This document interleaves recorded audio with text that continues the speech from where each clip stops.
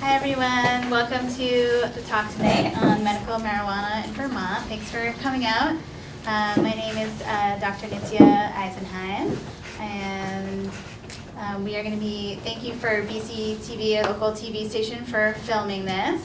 And we have our volunteer here tonight, Maria, filming, which is great. If anybody, this microphone is just for the camera. If anybody does not want to be filmed, just let us know. If you ask a question, which I'm going to try to have the questions towards the end, but if you ask a question and you don't want your face on the film, if she's filming from the back, you'll probably really will only see your back.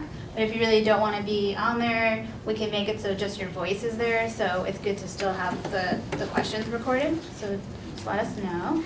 And we also have Dean from Southern Vermont Wellness, which is our local dispensary.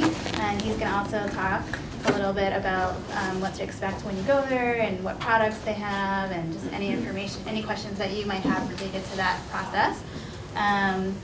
So just a little about the overview of the talk and about me. We're going to go over like who can access medical marijuana in Vermont, what's the law, what are treatable conditions in Vermont, what are routes of administration, where can you access the medicine, and supporting research. And I made up a word, Marijualogy, because pharmacology is kind of a scary word, and I just thought that was more interesting.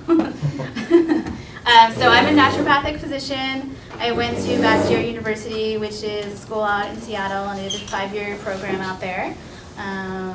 And I live in Massachusetts, but I work here in Vermont. I work here in Brattleboro in Park Place at Windhorse Naturopathic Clinic. We're changing our name. We used to be called Valley Natural Health. So we're in a bit of a transition. I work with Dr. Emily Mayella. We focus a lot on chronic pain, Lyme disease, autoimmune conditions, and chronic pain, I said that already, digestive issues. I do a lot of body work. We do a lot of dietary counseling. And we're now kind of getting into the cannabis, medicinal cannabis as well. So, and then we were trying to take questions towards the end, and just let me know if, how's the speed? Am I going good so far? Okay. In terms of how I'm talking. So just kind of like lay the background. There's a lot to cover. There's a lot of politics involved. There's also the changing state laws in Vermont, which you probably have heard of, with recreational medicine being passed. So I'm just going to give like my bias and my view is I feel like cannabis should be viewed more of a medicine and not so much as a recreational drug. Right now it's considered a Schedule 1 drug, which basically means like there's no evidence that that there's any medicinal value. It's super addictive. It's as addictive as like opium and narcotics. And so there's a lot of evidence that shows that that's not true, and there's just a lot of politics involved in changing that Schedule 1 drug status. And so I think there's just there's so much evidence of it from dating back to thousands of years ago of it being used medicinally. And there's so much more information that we have now about the different medicinal properties, different constituents. Are we going to use it as a whole medicine? Are we just going to use the parts? Are we going to develop it as a pharmaceutical drug? So there's a lot kind of in there. And then I put up this slide about the Naturopathic Therapeutic Order, because a lot of people might know about naturopathic medicine in Vermont. We have great status, and we can do a lot, but people don't often know that we actually have a therapeutic order. And we try to do, like, it's not so much a linear thing because people aren't linear and life isn't linear. It's not like we have to do number 1 and then we have to do number 2. It can be more of a continuum or a circle, but in general, we want to like establish the conditions of health with people first, which is kind of like looking at diet and lifestyle, work, your spiritual life. What are the different things that are kind of we call obstacles to cure that might be getting in the way of your full recovery and full health. And we try to look at that first. We try to look at like what can we do to stimulate your vis. The vis is this life force that is kind of like this architecture that we all have a system inside of us for self-healing, and some people call it in other cultures as the chi or the ki or the prana. And so there's things like homeopathy or hydrotherapy or going on a hike that kind of stimulate this process. And then tonifying weakened systems is like, maybe you have a weak digestive system and you have to address that before you can address something else. Correcting structural integrity. If you have chronic pain and you're doing the same thing over and over, you have all these injuries in your past that you haven't healed from, maybe we need to do some body work. And then we get to addressing pathology with natural substances, and this can be herbs, this can be cannabis, it can be with pharmacological substances too, like antibiotics or NSAIDs for chronic pain. And then the sixth one, which we try to avoid, is suppressing or surgically removing the pathology. But sometimes you have to do that, like in cancer. You might need to do number 6, and you might need to do number 5, which is using the cannabis to help the person get through the treatments. You might need to also use B12 injections to help prevent neuropathic pain that you might get from the chemotherapy. So all of this just to say, like, I just wanted to provide a little context for cannabis, basically. So just going a little bit into what you need to access the medicine and kind of who qualifies, basically. So you have to have a 6-month relationship, healthcare professional patient relationship. This is very different than a lot of other states. It's not like that in Massachusetts. It's not like that in Washington State, where I went to school. Massachusetts, you can go and just pay your $100 and or your $200 and have your health exam and your visit, and you get your card. So it's definitely more regulated in Vermont in that way. There is a little star there that I'll get to in a second. And healthcare professionals like MD, a DO, an ND, physician's assistant, advanced practice, registered nurse.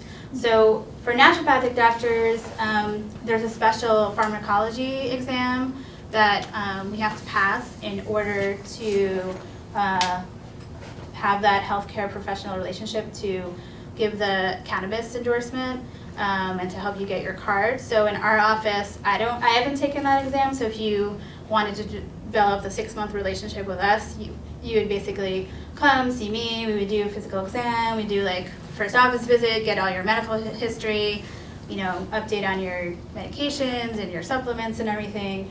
And then our other doctor, Dr. Mayela, has taken the test, so she would actually be the one filling out all the paperwork and helping you get your card. So there's that part of it. And then the asterisk there is that if the 6-month, there is a 6-month exclusion, but that's only for people with a terminal illness. So people who have like cancer with distant metastases, or AIDS basically, or like any other condition where it's a terminal illness. And you don't have 6 months, basically.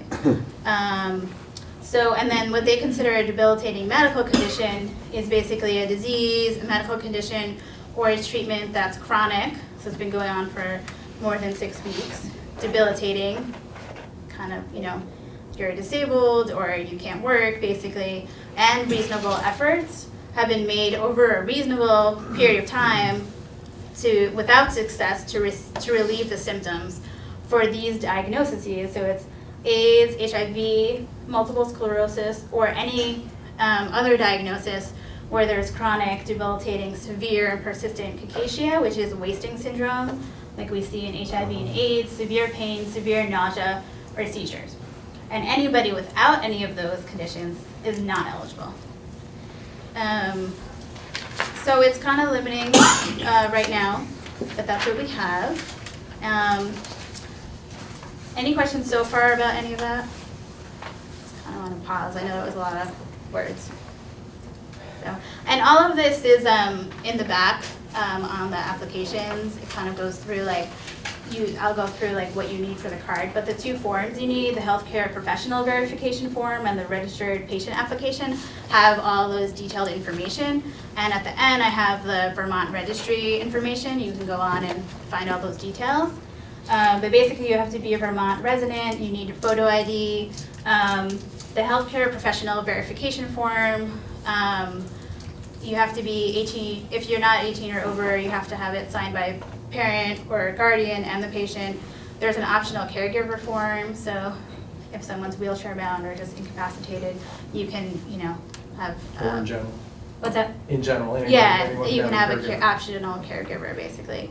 So the initial application has to be notarized, submitted with an electronic photo, $50 fee. And if they stress that like the healthcare verification form is only verifying the disease and the symptom, it's not a prescription and it's not a medical recommendation. So they kind of make that really clear in there. Anything that you wanted to add about that stuff? I was gonna talk about the marijuana registry and all that. But. Yeah, I was just gonna say a lot of doctors are very nervous about signing it. I think because they may not know the actual state law, and so doctors, just what Dr. Eisenheim was saying is, saying that doctors are not giving they're not giving a recommendation. They're not giving you writing a prescription. They're not giving permission. All they're doing is verifying your condition, and it's up to the state of Vermont to make a determination on whether you qualify or not. So that alleviates doctors from any responsibility. Doctors are very, very worried a lot of times about a malpractice suit. So the state law protects them, basically, so which makes them feel better. The electronic photo. The electronic photo. Electronic photo. If that's necessary. No. I think you can send an electronic photo. They like have an email where they want you to send one, but I think if you have your A passport photo from some kind of photo Walgreens or ID. okay. Then that's sufficient. Yeah, they have to allow for people who don't have easy access to Oh, good. to email Yeah, or something. right. Yeah. So you're all set. So a driver's license is Yeah. not No, we need to accepted? send them an No, I actual can picture. go over this. At the end, I'll make sure we have everything. I'll go over Okay. the phone with it. Thank you. You're welcome. And also when you register, it's good to know that you're registering, like you're basically authorizing that all your medical records are going into this marijuana registry, and it's not covered by HIPAA. It's confidential, but except if you lie, basically. So it's just good to be aware of that. Basically your card is valid for a year from the date that the registry receives the info. So on the patient application side, you have to like pick, basically, they don't let you grow and buy at the dispensary, right? So you have to pick, like, are you gonna grow it yourself at home, or are you gonna buy it at the dispensary? And you have to pick which dispensary you wanna choose from. And you also have to sign that you acknowledge that marijuana is prohibited in public, it's prohibited while operating a motor vehicle, motor boat, heavy machinery, and any manner that endangers anybody else, basically. And then they have like really kind of strict rules about like how you cultivate it. It has to be in like a single, secure indoor facility. It has to be locked. You can have 2 mature plants, 7 immature plants, and 2 ounces of usable marijuana. And you can't buy from the dispensary if you're cultivating, but you can buy seeds and clones. So, anything else to kind of say about very, that? very thorough. I'm impressed. I just went through the document. And I guess you have to bring some kind of like locked container, right? Lock container. If you're buying any products. So.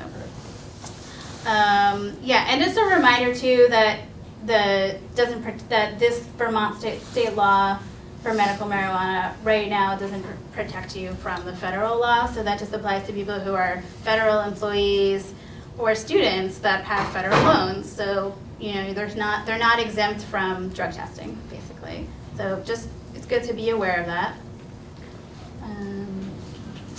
Okay, and this is kind of, I don't know if everybody can see this, but I'll go through the colors and what they all mean. This was actually from the marijuana registry. Hello, welcome. It's from the marijuana registry website. They have this cool map on there, the U.S. Cannabis Laws map. It's from 2014, but I checked it with other sources, and it's pretty accurate, and it's the most accurate one, really. So if you start with the gray states, this is where marijuana possession is just completely illegal, like flat out. And then you go to this bright orange, and then these are where there's medical marijuana laws in place.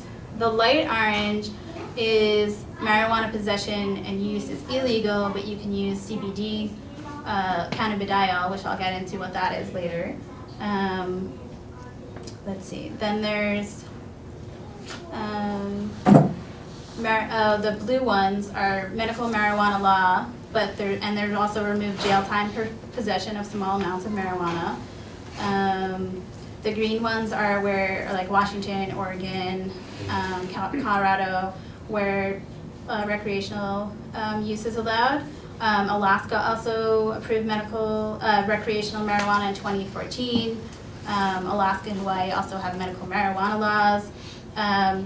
This is where you can have researched medical marijuana, and that's it. And then, let's see, and then the purple is like remove jail time for possessing small amounts of marijuana. So it's kind of all over the map right now, basically.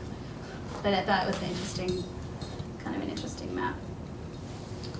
All right, so kind of the basics of the pharmacology stuff is that what we know now is, and what the focus of a lot of the research is, there are on the two main active constituents, but keeping in mind that cannabis is an herb, it's part of the herbal medicine, botanical medicine history of its country and all over the world.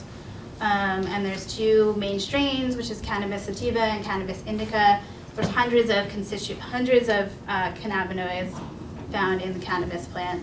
But a lot of the research focuses on 2 or 3. And so we have the delta-9 tetrahydrocannabinol, which is THC, and then we have cannabidiol, which is CBD, and I'll just call them by their acronyms because it's easier.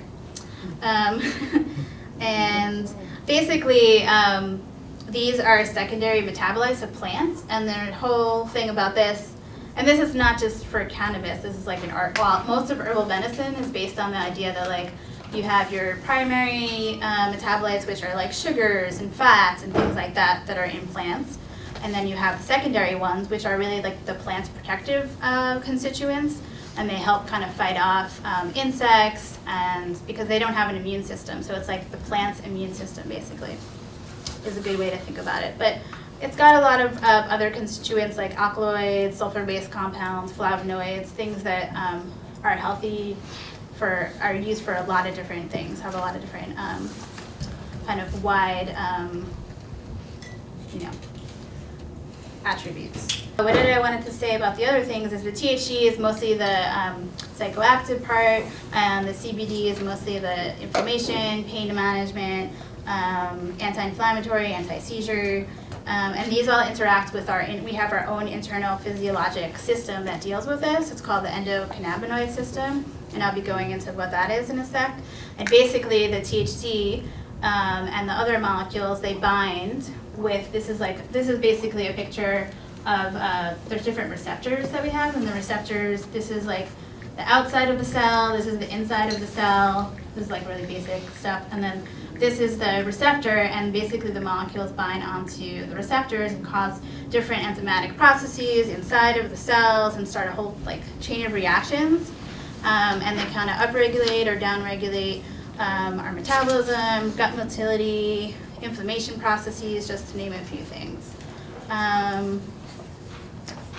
And there's a lot of different cells and a lot of different tissue types all over the body that actually express receptors for our own cannabinoids that we make and for the cannabinoids that come from cannabis. So we have CB1 and CB2 receptors. CB1 receptors are mostly in the nervous system and the brain, and they deal more with like mental and perceptual influences.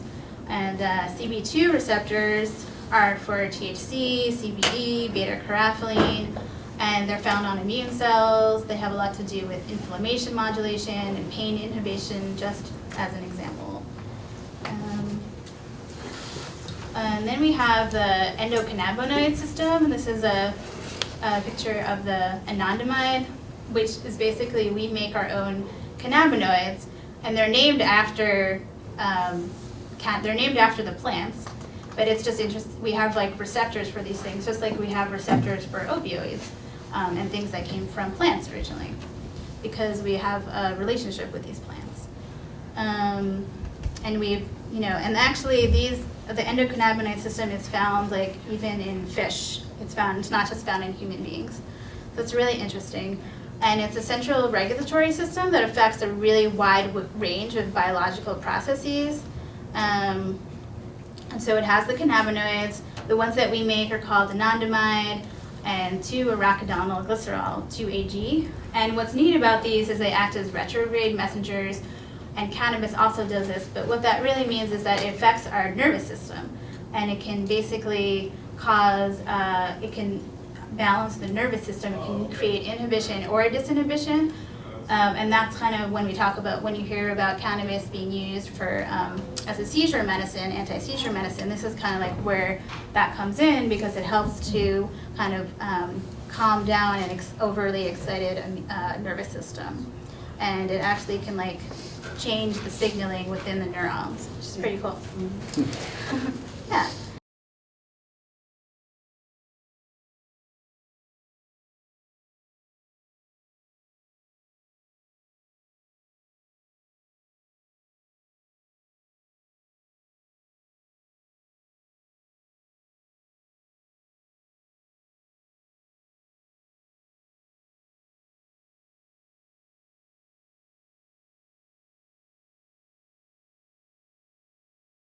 Also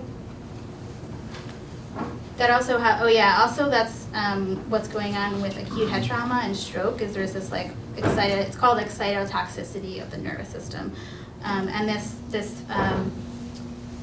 is sometimes hard for in pharmacology. They have a hard time with this stuff because they're not thinking about it from like a botanical medicine perspective, where we know with herbs there's like often like so many different actions that one plant can do, right? And you're like, well, how can that happen? How can it create all these things? And it's the interaction of all the different molecules together. And often in pharmacology, they try to just focus on one thing. Like when you focus just on like the THC and you don't have the CBD there to balance it out, you're going to have more of psychoactive effects, which isn't going to be good for a person that has a ton of anxiety or has a history of mania themselves or in their family, because it's gonna excite the nervous system too much, and you need all of those molecules in there together, is what I would argue. So this is just a cool slide shows all the different therapeutic effects of cannabis, how it can cause the bronchioles to open up. It has an antiemetic effect, which is for nausea, preventing nausea and vomiting. It is very well known as an anti-cancer drug. Palliative care for people with AIDS and HIV, just to help improve the appetite. Helpful in cancer pain as an analgesic. Decrease spasticity and muscle weakness in multiple sclerosis, and decrease intraocular pressure, which it has its use for glaucoma. What would epilepsy come under? Because they passed that in New York. The governor did there. What do you mean what it would come under? Well, I was just wondering which Oh, one. it's not in the slide. Okay. It's basically the CB1 receptors are in like multiple brain areas, and it actually helps to dampen the overexcitation and the overstimulation of the nervous system. And that's how it kind of balance. And it's not. I've heard that from neurologists that it's not useful for every single kind of seizure. It's more the epilepsy, certain kind of seizures. So there's a lot more to learn for sure. And this is just this just kind of goes through like all the different tissues that cannabis affects, and it's not just in the brain. And there's also very specific parts of the brain that we know now. It has a lot of it prevents a lot of neurological inflammation.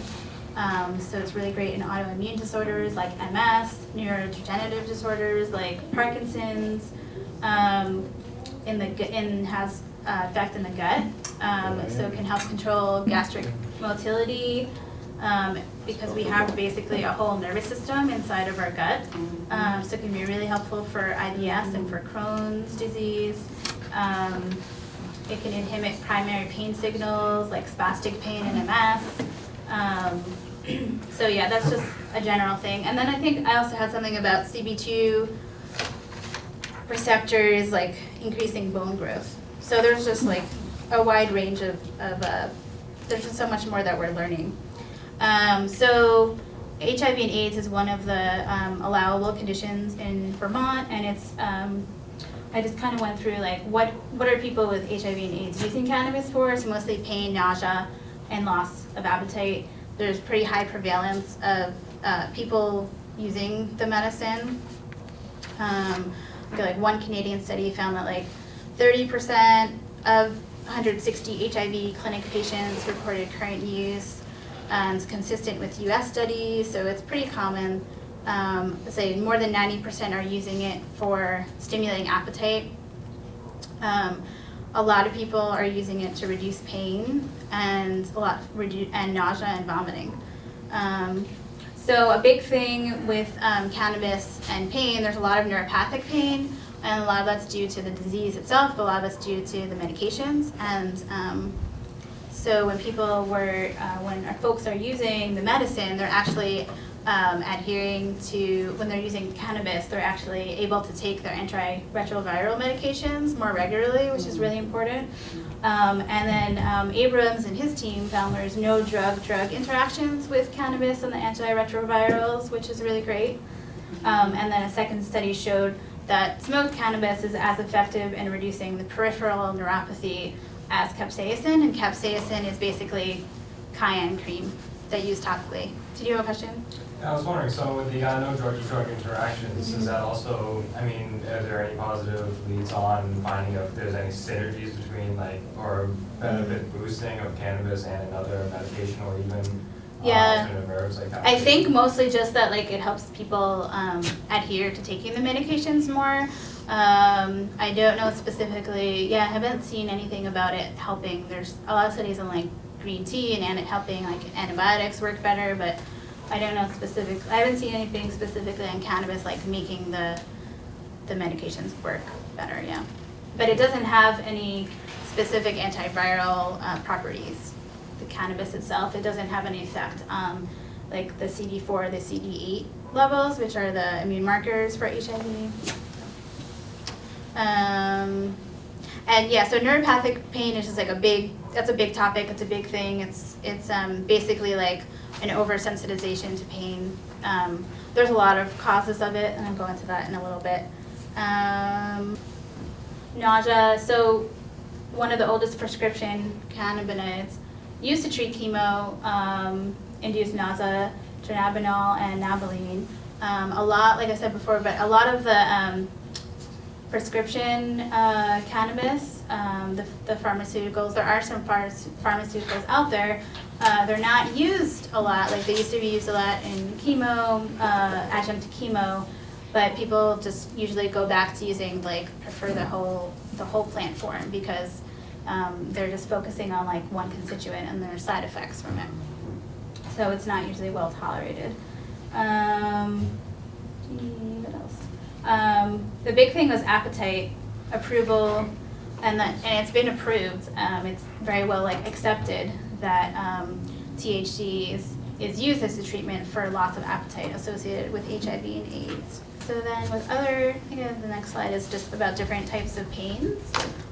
Cancer pain is the most well-studied one. Just in general, with treating pain, there's not a lot of good options for chronic pain treatment in conventional medicine. There's just so many horrible side effects from a lot of the medications. Sometimes they're necessary. There's basically the NSAIDs, the non-steroidal anti-inflammatory drugs, but you're not supposed to take them forever because they can cause gastric ulcers and bleeding in elderly people. And then the other options are really opioids and hypnotics and various substances that are very addictive. So cannabis is definitely a really good, safe alternative to these things. There's a lot fewer side effects. There's very low addiction profile. Can be really helpful for weaning people off of opioid addiction because of pain. A lot of people, it's very common for people to have a fall, especially maybe an older person, then they have a morphine prescription and then they get hooked, and it's just really sad, just happens a lot. And then there's the whole thing of the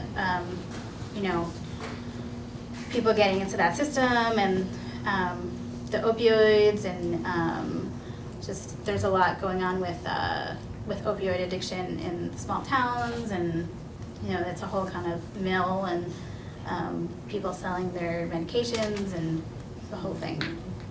So also just in naturopathic medicine, we try to look at like all the different reasons why someone has chronic pain, and there's a lot of causes of chronic pain. I mean, there's everything from like the neuropathic pain and HIV to rheumatoid arthritis to trauma, injuries, things like that. So we also try to look at, all right, what's really causing the pain, what are like, if it's the inflammation cause, what are things that we can do dietarily to change our contributors to inflammation. Like we need to look at nervous system balance, we need to look at, how things are structured physically in the body, and maybe do body work. So there's just a lot of options, and I think cannabis can kind of fit in there. In terms of like studies in pain, they're really poor studies. They're not studied very well, but pain is kind of very subjective and it's hard to study. And all of the different studies, there's only like 14 double-blind placebo studies, which are like the gold standard in research. But there's sort of research and then like what works clinically, and they don't always go together. But the studies are all testing like different amounts, different constituents, different routes of administration. Some people are smoking, some people are spraying. It's like all over the map. So just kind of but we know that cannabis works as an analgesic and that people have been using it for centuries. There is an interesting trend in the studies that show like a specific threshold of THC content where there's like a decrease in pain with a certain amount of THC, but then if you have too much THC, it's like you miss that therapeutic window and actually increases the pain. But it is kind of the benefit of doing something like a tincture where you can titrate the dose really easily to the patient. So cancer pain has been studied a lot. Like a lot of the studies show that like to get the analgesic dose that you need, they had to get like the patients had sedation and confusion, which is common with a lot of the analgesic drugs.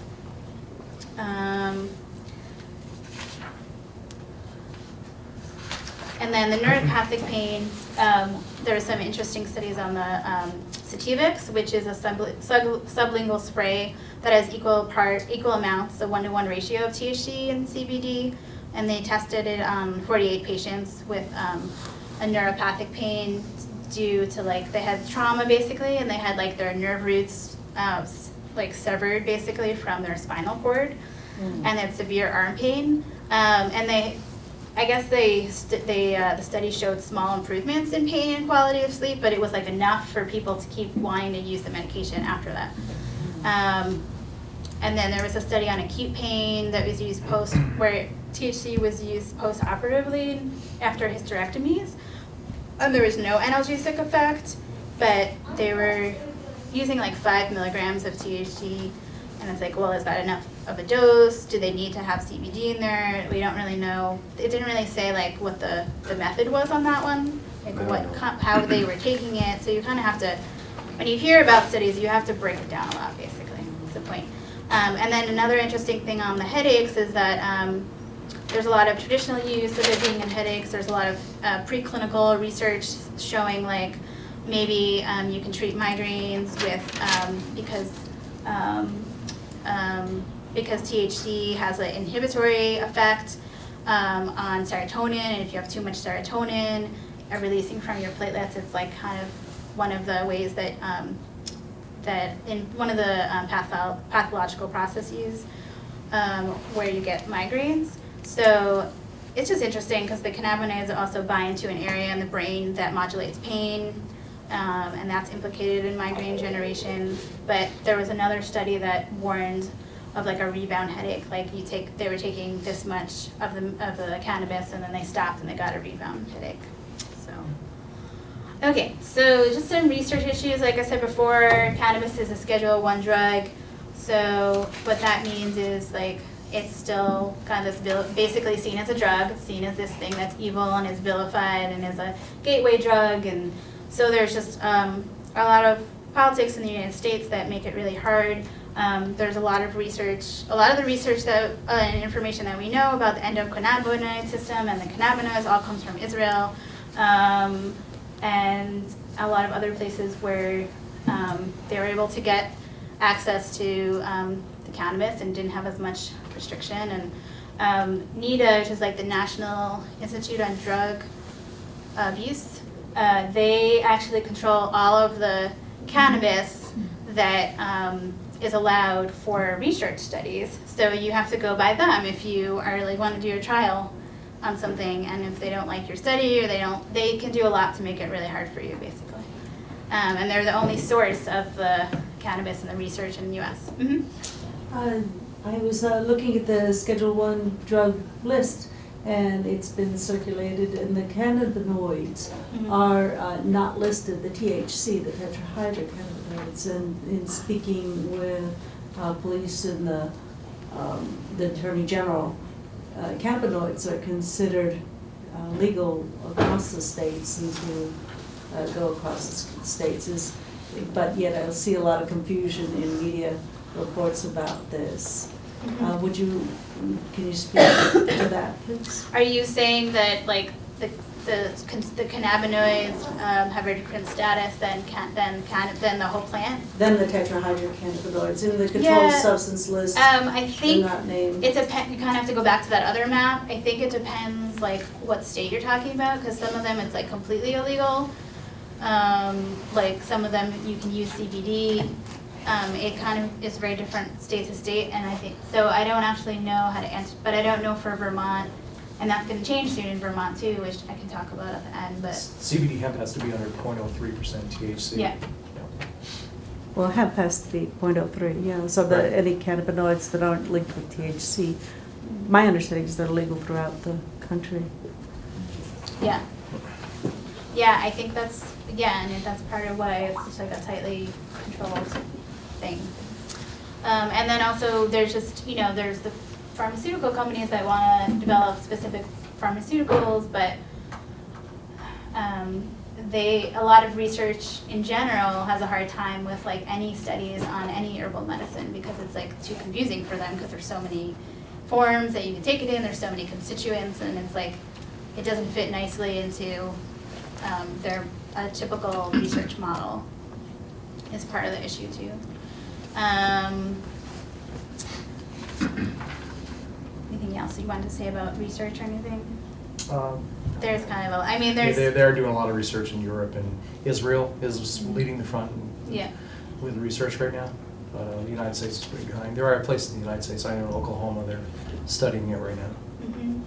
Yeah, there's definitely a lot of there are some locked, very well like secure places in the U.S. that are definitely trying to study and trying to find out more information. But it's I think the big thing is that it's a Schedule 1 drug, and until that changes, it's going to be kind of held up.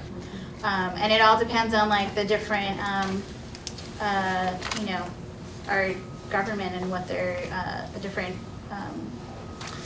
sort of like politics of the time, because like 1971, like Nixon recommended elimination of penalties for possession of marijuana. Oh, and he did? Yeah. And then you kind of go through like everything, like 1975, President Carter endorsed decriminalization, and then you kind of get to like the first Bush, and then they started like becoming more draconian and trying to like confiscate lists of like of indoor grow lights and who's growing, and so it's like. And they even got Alaska, like Alaska was decriminalized for a while, and then in 1990, the first Bush administration got them to like overturn that. But now they've overturned it again, and now they have recreational marijuana gas of 2014. So it's kind of, yeah. That's probably some family's issue. What were you I was gonna say, I was doing some research. This is kind of funny because I was doing some research online, and some of the Republican politicians are like really against it, and then at the same time, a lot of them Republican politicians, of course, we all know they're evangelical Christians, right? Okay. Mhm. So my point is, then I looked up this these two brothers that were evangelical Christians. They were not, I don't know whether they were Republicans or not, it doesn't matter. But the point was, is these two brothers, were all into this. They were like all for it. They had like a site up and everything. And I just thought, what a contradiction, you know? Like, what a contradiction. These guys can see, whereas these people can't see, or these, you know, these politicians can't see. And I thought, what a contradiction, how people are all so very different in this world, you know? It was just, it was just kind the of all over the irony place. of it, you Yeah. know? It was just dripping. It was just really weird. Yeah. Did you have a question? Yeah, so in Vermont, you can't get cannabis for treating glaucoma? No, not right now. Not at all? Yeah, not right now. No. I think it's been, 2 years now? So I think it'll change over time and It can go under pain though. We do have people with Yeah. glaucoma. Yeah, like a lot of people ask, oh, what about, like if I have Lyme disease, can I get it? I'm like, well, you'd have to fall under the chronic pain. So that's what Dean was saying, like glaucoma, if you can call it a symptom basically instead. This slide is just a little bit confusing because cannabinoids are Yeah. entirely legal in Vermont, even though cannabis is considered still a Schedule I drug. Cannabinoids that aren't linked to THC are legal. There's just Yeah, sorry about that. Okay. All right, so just the cautionary notes are just about kind of early smokers versus late smokers, and just about young people in general. I'm definitely a little bit more biased towards this because I have I know a bunch of people who this wasn't so much about their age, but it's just good to be cautious, especially with people who are young, in their 20s, have history of like family history or personal history of like mania or schizophrenia. You know, I would say like these are, and if they're coming in for medical marijuana, I would kind of be more cautious with those people and steer them more towards the CBD products, because I've definitely seen like bipolar disorders, like schizophrenia, and even if they're just episodes, I've seen things like that kind of just like triggered or unmasked in people, and it's definitely a real thing that, you know, we like, it's not just like, oh, cannabis is a great medicine, but it's just good to be real and be aware of things.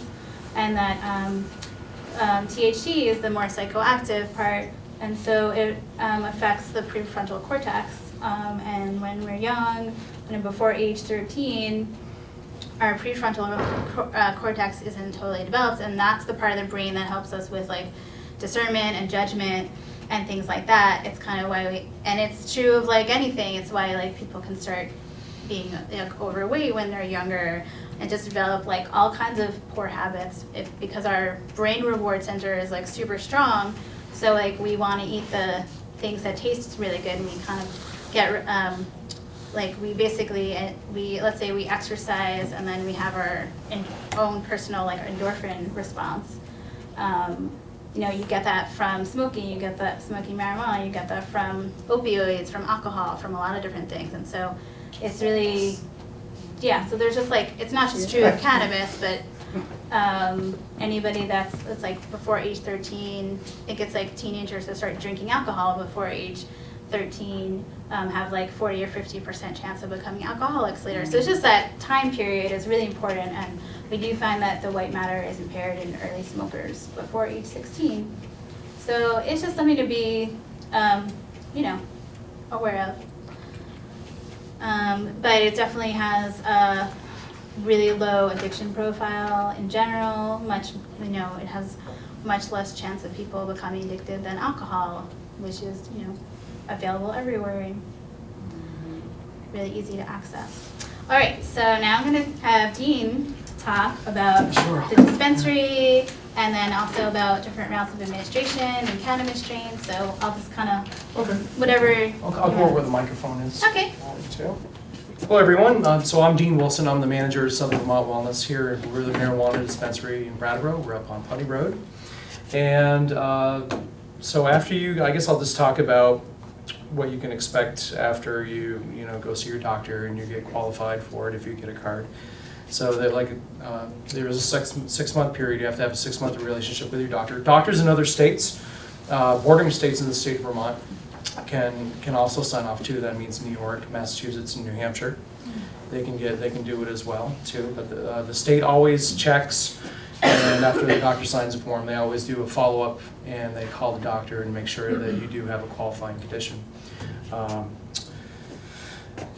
As far as cancer, you spoke about cancer here just a little bit too. So people who are terminally ill with cancer or have cancer that is metastasized, it has to be a distant metastasis.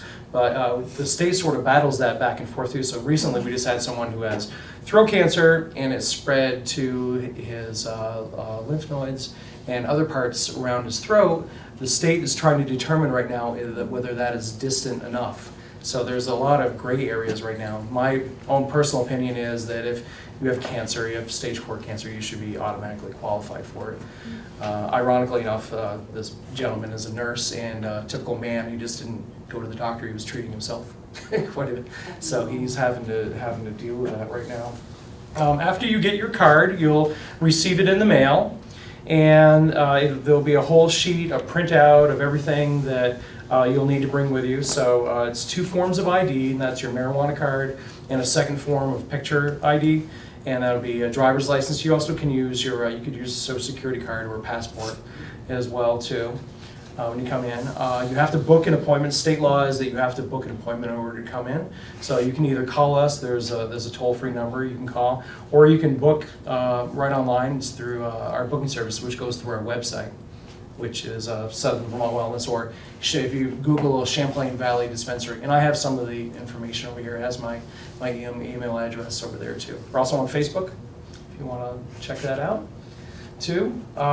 You also have to have a lockbox, which is, I think some people think is a little silly, but it is state law. So that means you could either have a locking bank bag, you could have a cash box, a fishing tackle toolbox, a suitcase.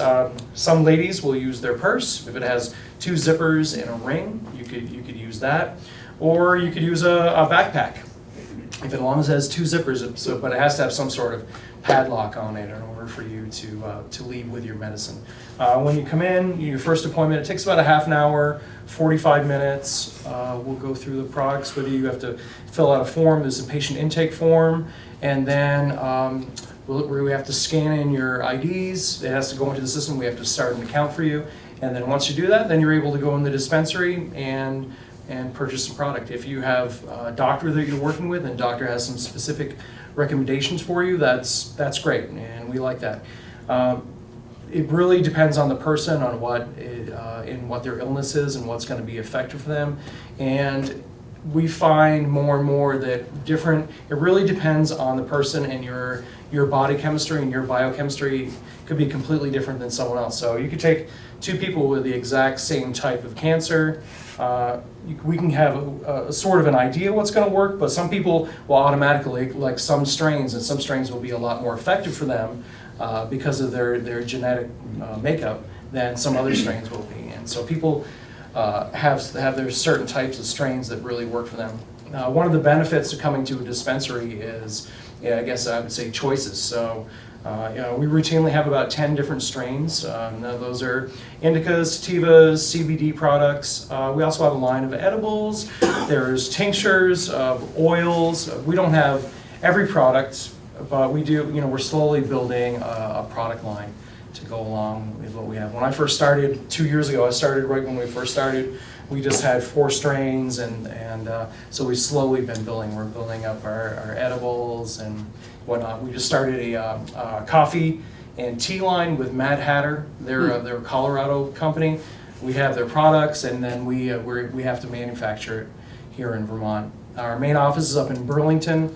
State law is that everything that we have in the dispensary, whether it's a flower products or it's the tinctures or the edibles, we have to produce at our facility in Vermont. It can't come from somewhere else. So some other people can't grow for us. We have to have all of our everything that we supply in there that we have to grow. Yes, sir. What do we have, 4 dispensaries in the state right now? Yeah, there's 4 dispensaries in the state. Are we going to be able to get more, or is that limited? Well, we don't know. The state of Vermont is very cautious and very slow in doing anything and rolling this out. And anybody that's a native Vermonter knows that Vermonters don't do anything quickly.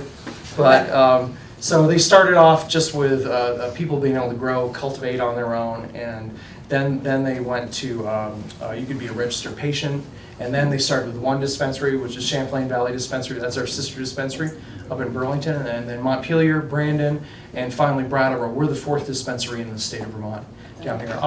Who knows in the future? I would guess that they probably will, as the need is growing. We started down here in Brattleboro with about 10 patients, and we're up around the 500 mark right now. So only 4 are allowed in the state by law? Right. Wow. Yep, state law is only 4. Yep. So they've tried to strategically stagger it through the state so nobody has to drive more than an hour and a half. But we get people down in Brattleboro from the Northeast Kingdom, past St. Johnsbury, because they can hop on 91 or they just happen to like us down there. But the patients can grow their own, right, with a medical card? Right, you can. Yep. So you can grow your own. There's 3 different cards that you can hold in the state of Vermont. One is you can be a cultivator, and what we were saying too is that you can have 9 plants. You can have 7 that are growing, 2 that are flowering, and then you can have 2 ounces of product on you. You can be a registered patient, and that just means that you're able to have cannabis. You can't get it from a dispensary, but you can have a certain amount on you, and that's a little bit of gray area. And the 4th one is you have to choose a dispensary. If you do choose a dispensary, you have to be there for 3 months. If you want to grow, it takes 3 months, and then you could switch over to cultivation if you want to. A lot of people do that because they have a significant financial restraints, I guess I would say, or they realize that it's pretty expensive. It's not cheap, and it adds up, right? One of the other benefits from a dispensary is all our products are all organic. We don't use any herbicides, pesticides. Everything's all natural. It takes a little bit longer to grow. We grow in dirt. We aren't using hydroponics, and then that's about it. So after you purchase, then you can move on. For the next one. No.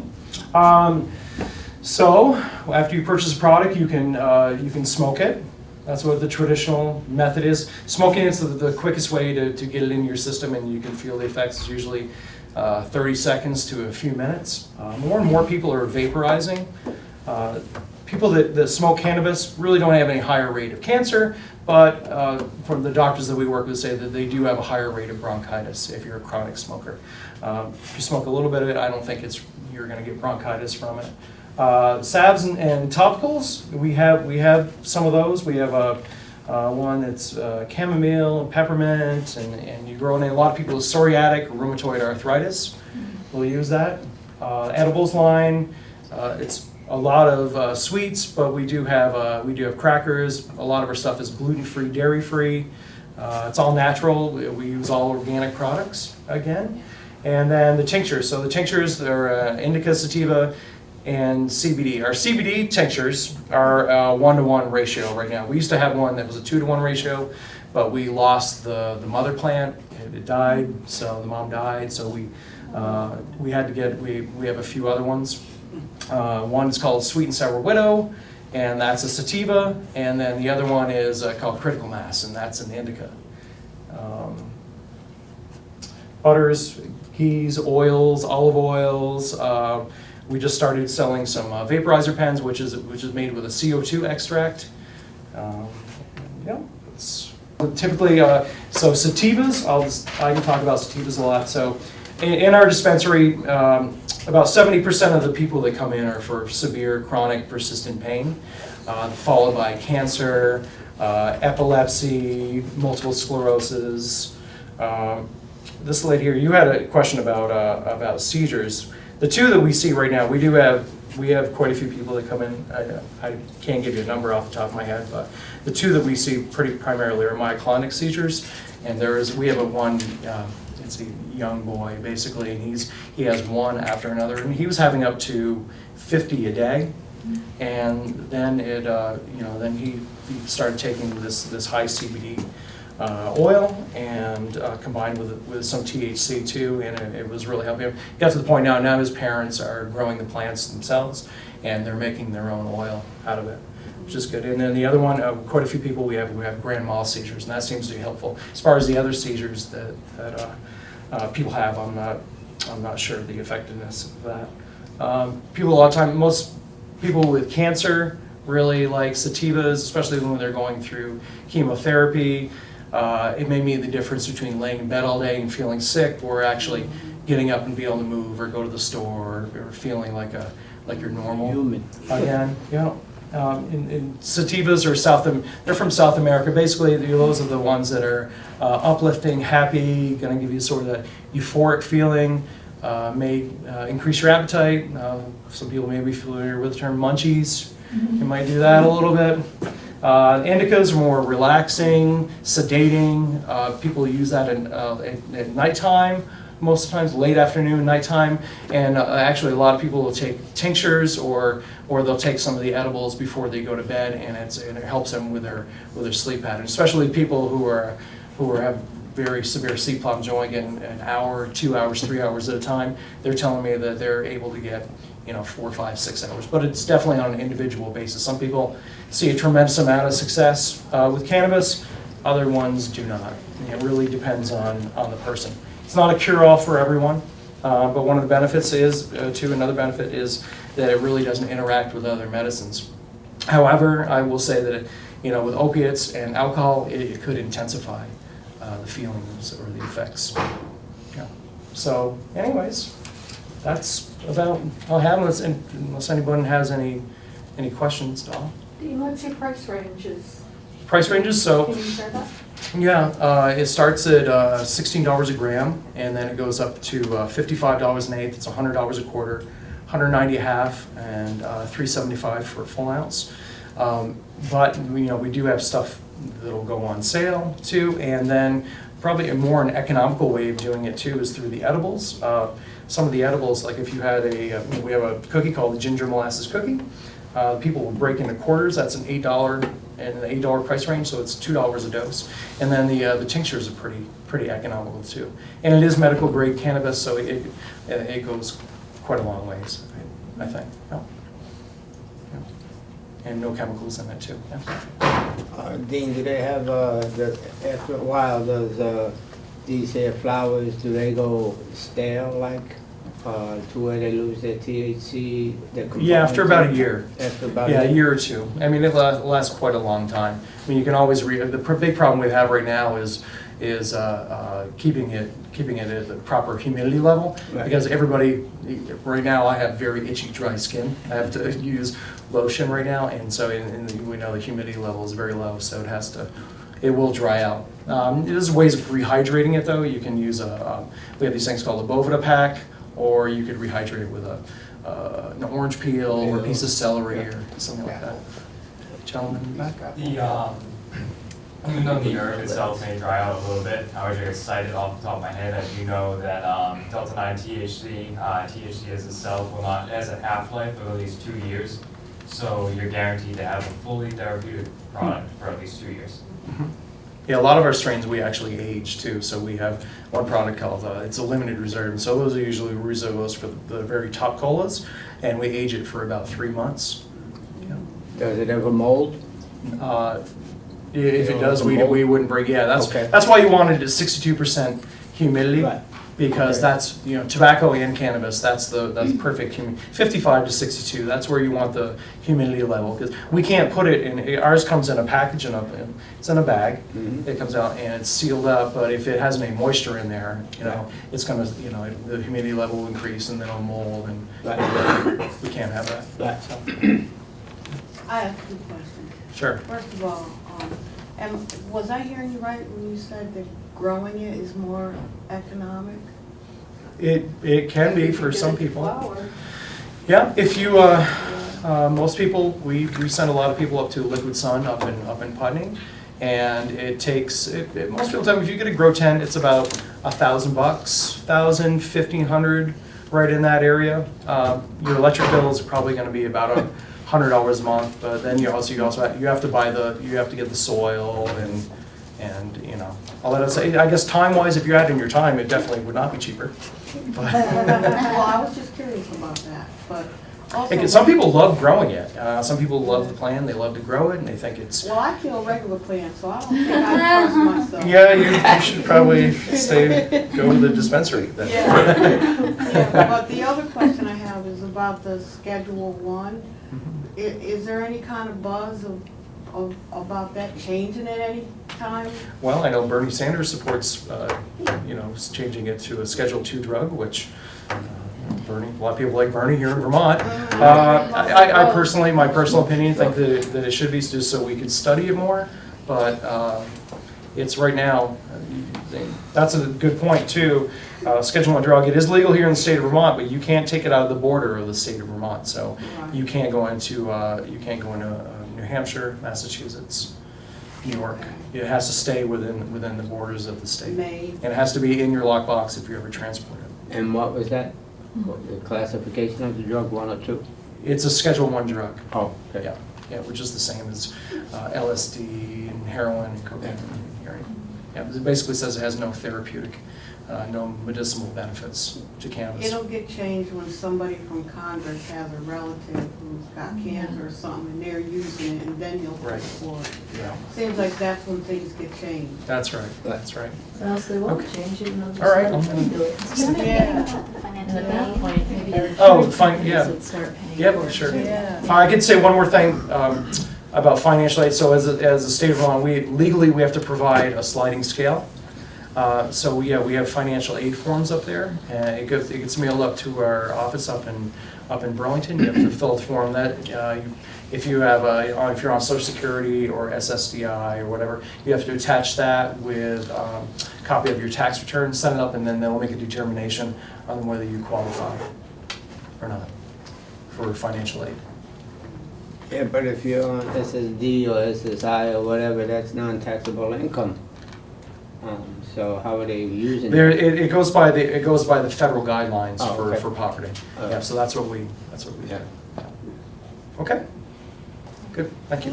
Oh, yeah, this is just, so before I go to that, I just wanted to, I wanted Matt from the Marijuana Policy Project to give a little talk about what's going on with the status of the recreational legalization law and the updates, but he wasn't able to make it. So I think some of you maybe have been following that, and basically it passed the Senate, and now it's going to go to the House of Representatives in the next week or so. I guess it's going to be considered by House committees after a break for a town meeting week. So I asked him about like how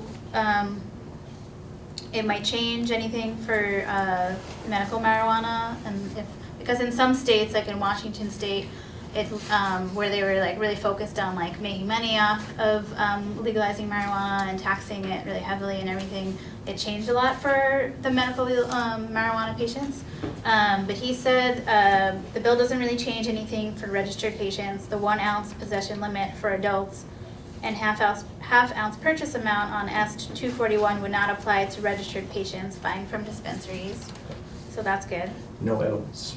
What's that? No edibles No edibles? in the bill. Right. Yeah. One exception where the bill could affect existing patients' rights, the bill does create a new penalty for making extractions using flammable solvents such as butane or alcohol. Some patients are upset by this, so the House may be willing to amend it so it doesn't apply for registered patients. So I feel like that's where we would come in, because the law hasn't passed yet. So this is a good time to chime in to your local representatives and tell them that, because that's basically saying that I don't know how it would affect the dispensary specifically, but basically if you're growing your own stuff, it's saying you wouldn't be able to make your own tinctures. So people don't obviously that would be an issue. But overall, the desire has been consistent among legislators not to do anything that would affect the existing medical program. And then I asked him about like high CBD strains and stuff, because also like the market is mostly focused on the THC strains and not on the CBD strains in general. And so he was saying like, well, the bill doesn't like require any growers to produce high CBD strains, but if there's demand for it, then he thinks people will grow it. So, yeah. From my understanding, what people are also very upset about is that they have removed the possibility for people doing homegrown in this bill. And that's Yeah. that's a travesty. Yeah, yeah, that's actually very true for most of the states that have passed the legalization, because they want to focus on taxing it and making money and controlling it. So they're gonna, but the proposal is that they'll have 20 people, 20 different places that can sell. Yeah, I don't know all the details on the law. You guys probably know more. Did you want to say something? I just had a question about hemp growth. Yeah. Are you allowed to grow hemp in the state of Vermont, or is there any special licensure that you need, or do you have any information I don't know about that? anything about that. Yes. You can grow hemp in the state of Vermont. You get a permit, 25, well, you know. Yeah. You know more than me, go ahead. No, you just get Twen- a 20, register. yeah. It's $25, you go to the Secretary of Ag. The issue now is that there's a way to import seed because of the federal farm bill, but our Secretary of Ag is not acting on it. So we should be able to be protected by the pilot program, but unfortunately our Secretary of Ag is not protecting us. So in other words, you will be open to federal punishment, but I've been growing for 3 years, nobody's even talked to drive it. Okay, that's great to know, thank you. One question I had for you, Dean, that I forgot to ask before was, people have been asking me about, I've been trying to find the difference between the CBD oil that is made from hemp that people can buy online, like this, it's made in Colorado, and usually you can get it into any state. Right. And the difference And what we between have. that and what, and when it's not made from hemp, and if if it still has a good medicinal value, if it's made Well, from hemp. I'll let this lady speak to the hemp piece. Yeah. Yeah. You can speak to the hemp piece if you want to. We have ours, our CBD is from marijuana plants. Yeah. And so we use a 1-to-1 ratio, which is a 1 part THC, 1 part CBD. If you go to Project CBD, that's www.projectcbd.com. They believe that a 2-to-1 CBD to THC ratio is the ultimate combination, but everyone has their own specific beliefs in it. Like I said earlier, the hemp that is sold legally on the market has to be under 0.03% Yeah. THC, and that's sort of the sticking point. Yeah. Bill Sorrell, our Attorney General, has said that he's not going to prosecute people. They get CBD hemp oil from Colorado or other parts of the country. So you know, people with seizure disorders, you could get Charlotte's Web. Mary's Medicinals is a great resource too. Realm of Caring. There's a lot of hemp places out there now that sell hemp, but not all of them are good. That's what I've heard, is that you don't know what quality you're getting. Do you know about that? Yeah, we've hooked up with a company that we like very much from Kentucky. Their hearts are in the right place. They're serving the Lakota Indians, and they're expanding, and they're coming back with testimonials while they're getting really leaned on by the FDA not to say anything it cures anything, or even to reveal testimonials about it. But for example, I was at NOFA last weekend or 2 weekends ago, and people were coming up because we were having our CBDs, and they were saying that the patches that come from this Mary's company is the only thing that touches their back pain. And we're hearing people who are just taking the CBDs, which again doesn't have any THC. And we know that the Chinese talk about the hemp as being the medicinal. The CBDs are the medicinal value of the hemp, and the THC is the drug. So the CBDs are hugely important, and one of the problems in Colorado is that the strains are getting all mixed up. And that's why it's really lovely that Kentucky is such a dry state comparatively as far as marijuana, because they really are having very pure strains of the CBD. So it's just our clinic info again. We're just around the corner in Park Place. This is our phone number.